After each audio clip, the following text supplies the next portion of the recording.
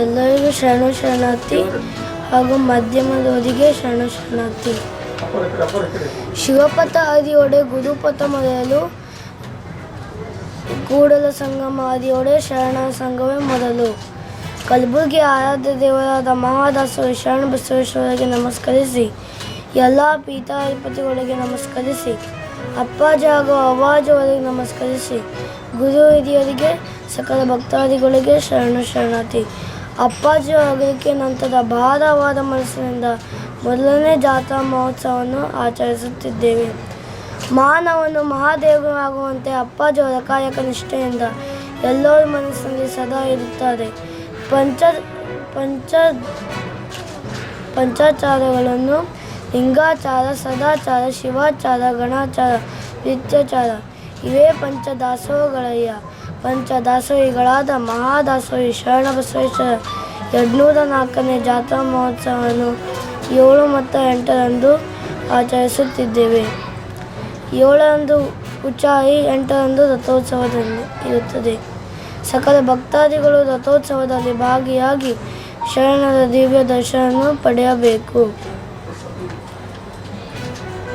ಪ್ರಸಾದ ಮತ್ತು ಲಿಂಗ ಸಜ್ಜಿಕೆಯ ದಿವ್ಯ ದರ್ಶನವನ್ನು ಪಡೆದು ಧನ್ಯರಾಗಬೇಕು.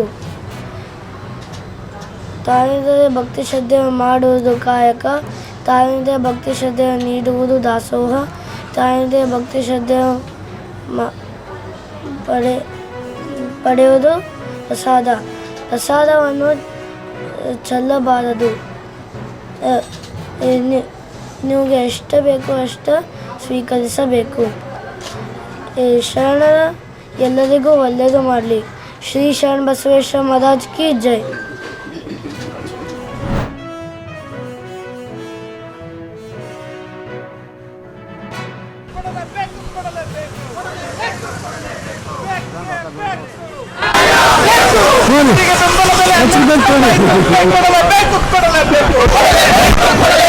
ಒಬ್ಬರಿಗೆ ಬೆಂಬಲ ಬೆಲೆ 12,500 ರೂಪಾಯಿ ಕೊಡಲೇಬೇಕು.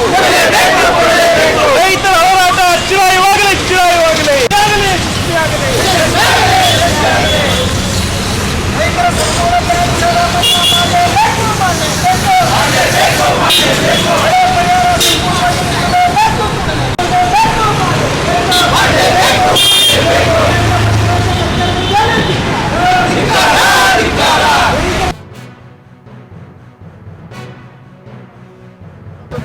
ನಿರ್ಮಾಣ ಆಗ್ಯದ.